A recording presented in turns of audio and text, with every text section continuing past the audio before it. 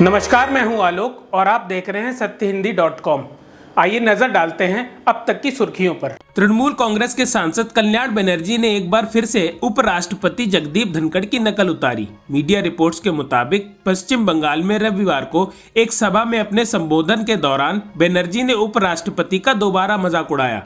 बंगला में बोलते हुए बनर्जी ने कहा, मिमिक्री करते रहेंगे, ये एक आर्ट है।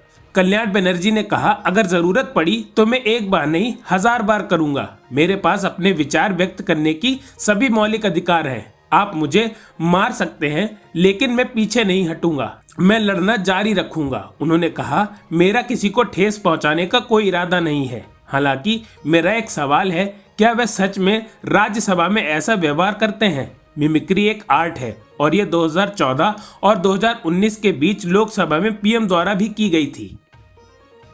हाल ही में संपन्न हुए 5 राज्यों में विधानसभा चुनाव में भारतीय जनता पार्टी ने हिंदी पट्टी के 3 सूबे मध्य प्रदेश, राजस्थान, छत्तीसगढ़ में बहुमत हासिल करते हुए सरकार बनाई है। तीनों ही राज्यों में बीजेपी के नेतृत्व परिवर्तन करते हुए नए चेहरों का चुनाव किया है। साथ ही साथ 3 राज्यों में एक मुख्यमंत्री के साथ 2 उप मुख्यमंत्री वाला फॉर्मूला भी बीजेपी ने लगाया है। यानी 3 राज्यों में बीजेपी की रणनीति लगभग एक जैसी रही है। आज जब सोमवार को मध्य प्रदेश में नई कैबिनेट शपथ लेने वाली है तो यहाँ भी कयास लगाया जा रहा है कि बीजेपी छत्तीसगढ़ मंत्रिमंडल वाला फॉर्मूला मध्य प्रदेश में भी दोहरा सकती है। फिलिस्तीनी स्वास्थ्य मंत्रालय ने एक अधिकारी ने रविवार को बताया कि गजा में क्रिसमस की सबसे घातक पूर्व संध्या देखी गई है, जब यहां मगाजी शरणार्थी शिविर पर इजराइल हवाई हमलों में 70 लोगों की मौत हो गई। वहीं दूसरी तरफ इजरायली सेना ने कहा कि उसने उत्तरी गजा में हमास के एक भूमिगत सुरंग नेटवर्क के कैद में मारे गए 5 इजरायली बंधकों के शव बरामद किए हैं। उत्तर प्रदेश और बिहार के श्रमिकों के बारे में डीएमके के सांसद दयानिधि मारन ने आपत्तिजनक बयान को लेकर भाजपा ने रविवार को विपक्षी इंडिया गठबंधन पर निशाना साधा है। वहीं कांग्रेस नेता आचार्य प्रमोद कृष्णन ने भी दयानिधि से इस बयान पर इंडिया गठबंधन के नेताओं पर तंज कसा है। प्रमोद कृष्णन ने अपने सोशल मीडिया एक्स पर लिखा, सनातन के बाद अब बिहारियों को गाली और गठबंधन के सारे सूरमा चुप हैं। सिकंदर को माँ का दूध याद दिलाने वाली धरती की सभी शेर बिल्ली बन गए हैं। मोदी से नफरत करो लेकिन यूपी बिहार की असमिता पर तो बोलो। डीएमके से समझौता करो पर अपनी जमीर मत मारो। अपने सांसदों के विवादास्पद बयान की वजह से चर्चा में रहने वाली डीएमके पार्टी एक बार फिर सुर्खियों में है। एक बार फिर विवाद डीएमके के सांसद दयानिधि मारन के एक बयान से उठा है। इस बयान की निंदा कई नेताओं ने की है। इंडिया ब्लॉक में शामिल अन्य सहयोगी दलों ने भी डीएमके नेता के इस बयान की आलोचना की है। वहीं बीजेपी ने इस बयान के बाद इंडिया गठबंधन में शामिल यूपी और बिहार के राजनीतिक दलों पर भी हमला किया है। बीजेपी का कहना है कि इंडिया गठबंधन जाति, भाषा और धर्म के नाम पर देश के लोगों में बंटवारे का काम कर रहा है। ओलंपिक पदक विजेता महिला पहलवान साक्षी मलिक की मां सुदेश मलिक ने भारतीय कुश्ती महासंघ के नवनिर्वाचित अध्यक्ष संजय सिंह को निलंबित करने के केंद्रीय खेल मंत्रालय के फैसले का स्वागत किया है। उन्होंने कहा कि यह फैसला सराहनीय है। अब महासंघ का नया प्रधान महिला को बनाया जाना चाहिए। उन्होंने कहा कि महासंघ की नई कार्यकारिणी में महिलाओं को भी जगह दी जाए। कार्यकारिणी में महिला खिलाड़ियों की भागीदारी सुनिश्चित करने के लिए कम से कम 30% सीटें महिलाओं के लिए आरक्षित की जाएं। हिजाब मुद्दे पर हर गुजरते दिन के साथ बहस लगातार तेज होने के बीच कर्नाटका के गृह मंत्री जी परमेश्वर ने कहा कि सरकार इस मामले में गहराई से देखने के बाद कोई फैसला लेगी। जी परमेश्वर ने एएनआई को बताया कि हमने हिजाब को लेकर कोई आदेश नहीं दिया है। सीएम सीतारमैया ने खुद कहा है कि अगर ऐसा हुआ है तो मैं इस चीज की जांच करूंगा। सरकार इस पर गहराई से विचार करने के बाद फैसला लेगी। बीआरएस के नेता केटी रामाराव ने रविवार को कांग्रेस के नेतृत्व वाली कर्नाटका सरकार की आलोचना करते हुए कहा कि सीतारमैया सरकार ने अभी तक राज्य में हिजाब पर प्रतिबंध नहीं हटाया है। मध्य प्रदेश के पूर्व मुख्यमंत्री शिवराज सिंह चौहान ने राज्य के मंत्रिमंडल विस्तार के बारे में पूछे जाने पर कहा कि अभी तो विकसित भारत का जश्न मनाते हैं, मंत्रिमंडल का गठन हो जाएगा। शिवराज सिंह चौहान रविवार को विदिशा में चल रही विकास भारत संकल्प यात्रा में शामिल होने पहुंचे। उन्होंने कहा, विकास भारत संकल्प यात्रा देश और राज्य की प्रगति का सूचक है। यहाँ केंद्र सरकार द्वारा संचालित जन कल्याणकारी योजना के बारे में न केवल लोगों को जानकारी दी जा रही है, बल्कि लाभार्थियों को लाभान्वित भी किया जा रहा है।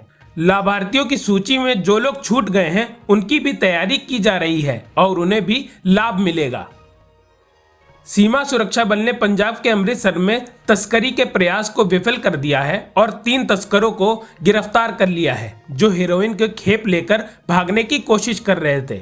बीएसएफ की ओर से कहा गया कि 24 दिसंबर 2023 को ग्राम धनोए कला जिला अमृतसर के पास तस्करी गतिविधियों को संबंध में बीएसएफ की विशेष सूचना के आधार पर एक विशेष अभियान की योजना बनाई गई।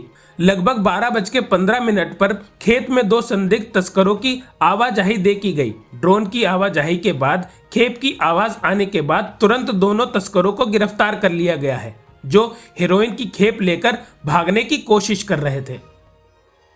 केंद्रीय मंत्री धर्मेंद्र प्रधान ने आगामी 2024 लोकसभा चुनाव में जीत का भरोसा जताते हुए कहा कि देश में 50% से ज्यादा जनता आशीर्वाद से प्रधानमंत्री नरेंद्र मोदी को जिताएगी। धर्मेंद्र प्रधान ने रविवार को ओडिशा के अंगुल जिले में एक प्रदर्शनी में भाग लिया और विशेष भारत संकल्प यात्रा के लाभार्थियों से बातचीत की। उन्होंने समाचार एजेंसी पीटीआई को बताया कि लोग बहुत उत्साहित हैं। किसानों को क्रेडिट कार्ड, उज्ज्वला योजना में अधिक गैस कनेक्शन, जिन गरीबों के पास घर नहीं है उन्हें घर देने की गारंटी, लोगों को इन गारंटी पर भरोसा है।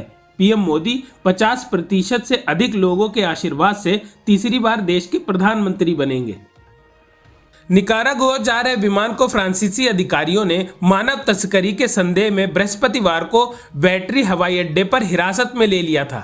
विमान के सोमवार सुबह आगे की यात्रा पर रवाना होने की उम्मीद है। भारतीयों समेत 303 यात्रियों को निकारागुआ जा रहे विमान को फ्रांसीसी अधिकारियों ने मानव तस्करी के संदेह में बृहस्पतिवार को बैटरी हवाई अड्डे पर हिरासत में ले लिया था। विमान के सोमवार सुबह आगे की यात्रा पर रवाना होने की उम्मीद है। भारतीयों समेत 303 यात्रियों को निकारागुआ लेकर जा रहे विमान को 3 दिन तक रोके जाने के बाद फ्रांस ने सोमवार को फिर यात्रा शुरू करने की अनुमति दे दी है। उड़ान की अनुमति देने के बाद फ्रांस के 4 जजों ने यात्रियों के बयान दर्ज कराना बंद कर दिया है।